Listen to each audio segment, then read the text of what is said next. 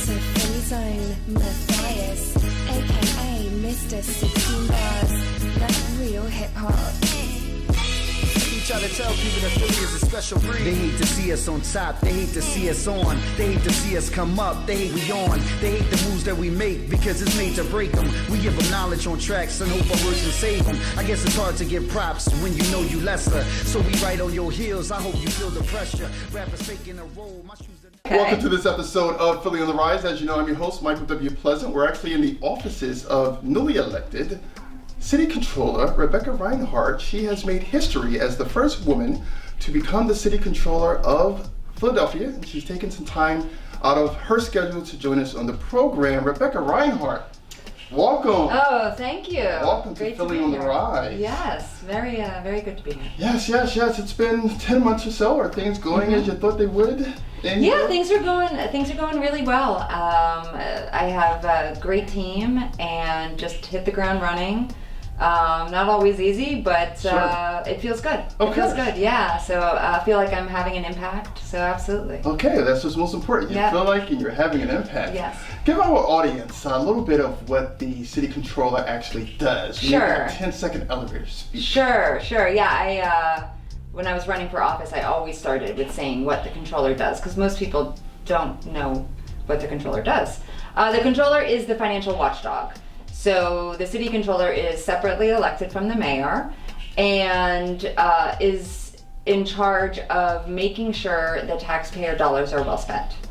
So the audit function over the city and the school district, as well as we have a fraud and investigative unit that works closely with law enforcement to root out fraud and waste. And so for you, it's been about 9 or 10 months. What's been your biggest challenge so far in this position? Oh, wow. First of all, it's been such a great honor to become an elected official. It's been really great. In terms of the challenge, I would say that my office, City Controller's Office, puts out these audits and really identifies problems that ways in which the city could operate more efficiently, and then gives recommendations. And I think the biggest challenge for me is just getting used to that change doesn't happen overnight.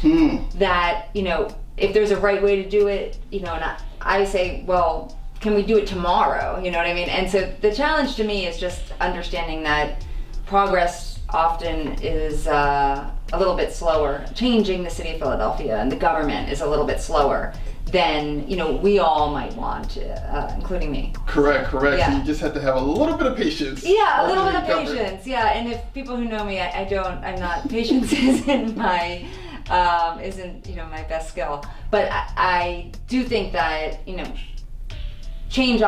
progress often happens with sort of 2 steps forward, 1 step back, and Sure. I remind myself of that. It takes time, and a ship as big as the city of Philadelphia's government doesn't change overnight. Yeah, it does not change overnight. Since you took office, you've been committed to transparency and letting the residents of Philadelphia know where the tax dollars are going. Yes. So back in this spring, there was a report that showed that more than 70% of the revenue from the Philadelphia beverage tax was going to the general fund. So educate us on exactly what the general fund is and what it covers. Sure.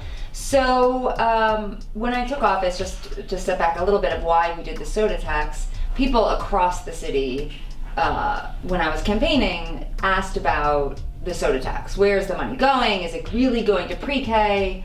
Because I haven't seen it in my neighborhood.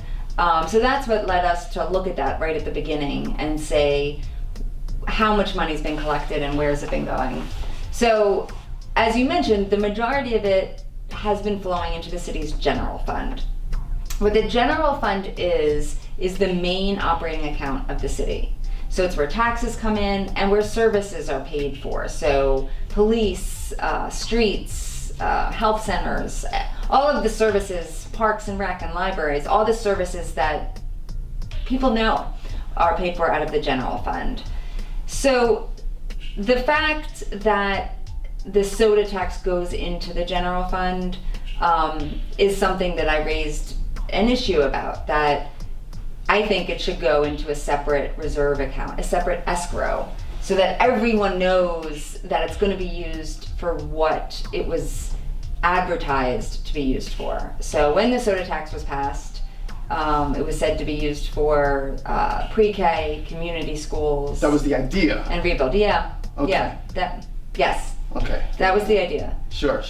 And I think what the mayor and his administration have said is, well, we are going to spend it on pre-K and community schools and rebuild, which is the program to fix the libraries and rec centers. But we just haven't done it yet. So it's there. The money's there. So, and I said, okay, that's fine, but it would be much more transparent and easier to see that if it was just in a separate account. Which kind of makes more sense, so we can know exactly it's earmarked for this and it is for this. Right. And I think it gets to just sort of the trust between people and government, right? Because if people of the city are paying more for soda, I drink soda, so I pay more, everybody pays more. And, I supported the soda tax when it was passed because I support pre-K. And, I have an 8-year-old and said, okay, pre-K is really important. But at the same time, you can't say you're going to spend it on something and then not follow through, or else there's no trust between people and government. And that's definitely very problematic. Yes. Is there any possible options of moving the where the money goes instead of going to the general fund directly to where and what it was earmarked for? Is there a possibility? Yes, it could be moved. I think that there hasn't been any. So the way, just to make sure I'm being clear, that I can't move it. Right? It has to be the finance department that rolls up to the mayor to move it. And I think their position has been, well, we're not doing anything illegal. We're not doing anything against accounting rules by putting it into the general fund. So therefore, we're going to put it there. And it does allow for more flexibility on their end. Sure. Which is part of the issue. So I think it's worth having probably another conversation about, just because it is a concern and it's not going to go away. My office will put out an update on the soda tax in the next month or so. And so the conversation will start up again. Well, we need that. Yes. We appreciate that conversation. Well, yes. Well, thank you. That's why you're here. That's why we elected you. Well, thank you. Because what I don't want to happen is to have something make sort of a splash in the news and then have it be forgotten about. Sure. So I said, I'm going to keep nagging them about this. Correct. Until change happens. Until change happens. Exactly. Let's move on to PPA. Sure. Philadelphia Parking Authority. Have you ever gotten a ticket? Oh, yeah. Of course, we all have in Philadelphia. Yeah, It seems as though you put money in the meter, it's due to expire at 2 o'clock, and then 2:01, you have a ticket. Yes. So the question is, what prompted an audit or review of PPA? Well, the Parking Authority is an entity that has not had an audit from the City Controller's Office in close to a decade. So there was a state audit done by the State Auditor General Eugene DePasquale last year, which looked at certain areas around procurement and certain other expenses. But it didn't look at what my office is going to be looking at in this audit, which is the on-street parking. The reason that's important is because every dollar that the Parking Authority spends on its on-street parking division is a dollar that does not go to the school district. So the way this works is that everyone's ticket money, pay your tickets, goes to the Parking Authority. Then they pay whoever they have on staff, okay? And their expenses, and then about $35 million plus an escalator goes to the city. It increases a little bit every year. And the remainder goes to the school district. So if the Parking Authority spent less on its expenses, it would be a dollar for dollar more to the school district. Okay. So that is the first thing that says, wait, you know what? This is important for our kids in our school district. Okay. The second thing is, I've worked at the city before I ran for office. I worked at the city for 9 years. Correct.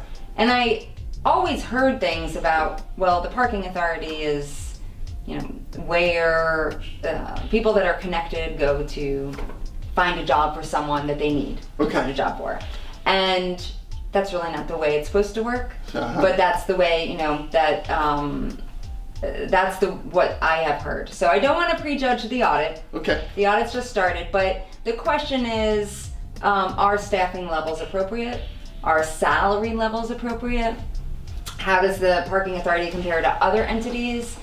And look, When you say entities, other parking authorities around the country. Yes, exactly. Other parking authorities. The question is, you know, are they spending what they should be spending, or should they be giving more to the schools? Because back when the state took the parking authority over, it was said that about 40 million a year would go to the schools. And they've been getting between about 10 and 13 million. Oh, wow. Yeah, so it needs to be looked at. Okay. Yeah. And it seems as though we have the right team, the right person on the job. Well, I really hope so. I have a great team of auditors in there, and look, I said to the parking authority, if there's things they're doing well, I'll say that too. Okay. You know, sure. if they said they've told me they made some improvements, I'll highlight that, absolutely. Yeah, I think though that people deserve to know what's going on there, and you know, that's why I wanted to do the parking authority. Is there an estimate time frame that this audit will Yes. be released? Because we're all salivating at the mouth now. It is estimated, it's ongoing right now, and it's estimated to be done in the spring of Okay. next year. Spring of 2019. Yeah. All right, so we'll mark our calendars. Absolutely. We'll mark our calendars. Absolutely. Let's talk about some good news now, because the city's reserves, and I believe that's the correct term, is on a 10-year high. What does that mean for the residents of Philadelphia? So my office recently put out the cash report, and it showed that exactly what you just said, that the city's cash position is at a 10-year high. And that's a great thing. Okay, first of all, that's a great thing. So Yeah. we should say that's a positive thing. Yes, definitely. Don't want to be in the red. Right. Okay. And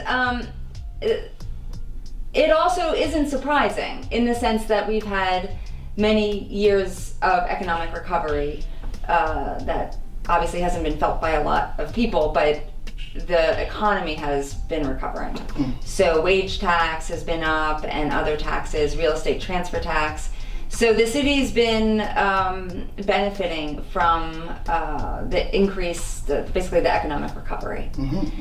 So what it means is cash levels are strong. It's probably a good time to put some money away, Okay.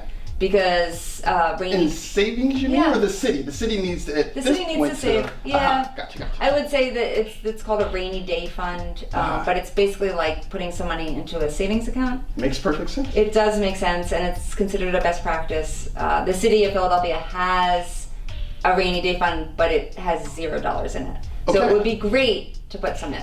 I think now is the time. Now is the time, I think. Yes, I do think. So, and I think there'll be a discussion around that as we head into the budget season. Okay. Yeah. Understood. Rebecca made history by becoming the first female city controller. We spoke to her about what that means and breaking the glass ceiling for women. Let's circle back to you, because you are the first woman to become city controller of Philadelphia. That deserves a round of applause. Thank you. I How did you appreciate that. feel? What did that feel like Yeah. once you were sworn in and given that It position? feels amazing. Just to have the level of support from people. I wasn't expected to win by by the political establishment. They did not think I would win, and to have the level of support from people all across the city was just an amazing feeling. And you know, I'm really honored.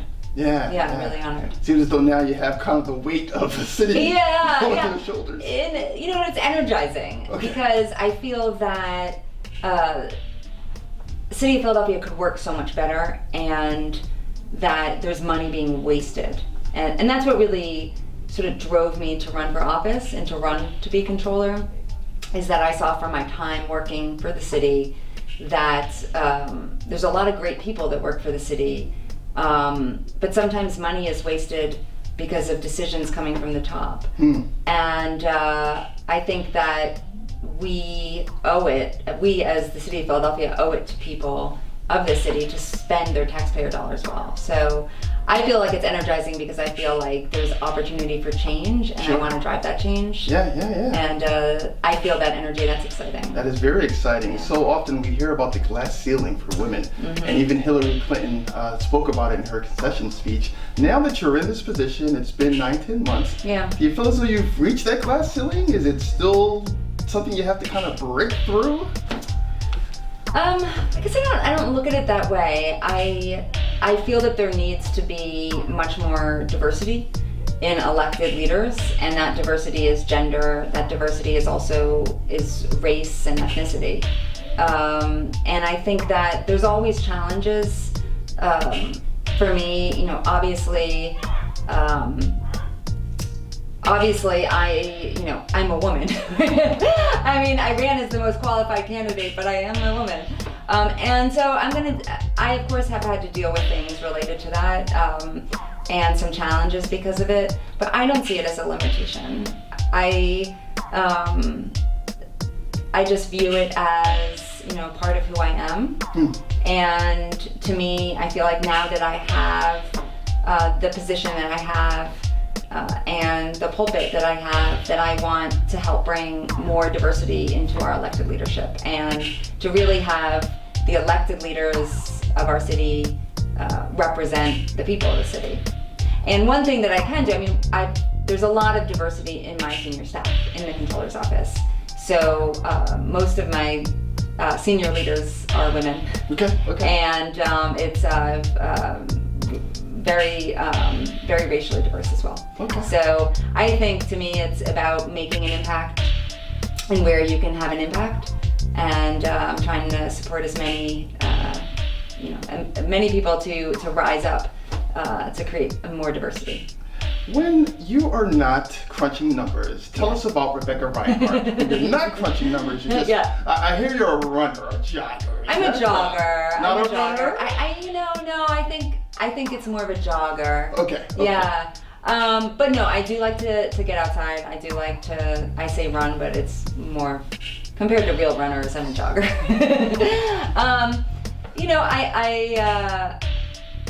I have a family, I have a husband and 8-year-old daughter, so I spend time with them when I'm not working. And I'm also sort of a Netflix series watcher. So, a binge watcher. Yeah, Walking Dead. Yeah, no, you know what? I'm more of, I watch, this is sort of strange, because Walking Dead now, I don't even know what Walking Dead is. Okay. I'm sorry right. if I've disappointed. But I was a huge, back when it was on, I was a huge The Wire fan. Okay. I watched Billions. I don't know if you've seen Billions. Not heard of Billions. Oh, it's really good. That's also old school from the 90s? No, Billions is more recent. Okay. That's right. HBO. HBO, sorry. And then I've been watching the show Fauda. I'm watching this Israeli political thriller on Netflix. Are there subtitles? Yes. Okay, all right. Yeah, but I'm into that. So Netflix has gotten all of these foreign fiction, series from different countries and put them on and subtitled them. So okay, all right. It's like going to the movie theater. It's a little distracting though, the subtitles. Just a tad bit distracting. You know what? You get used to it. It's better than dubbing.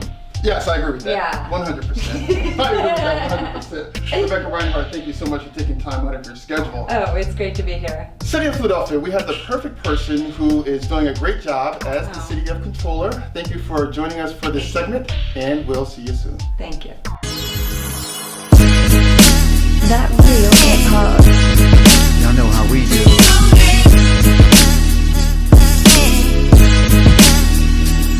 You're listening to Philly Zone Matthias, aka Mr. 16 Bars. That real hip hop.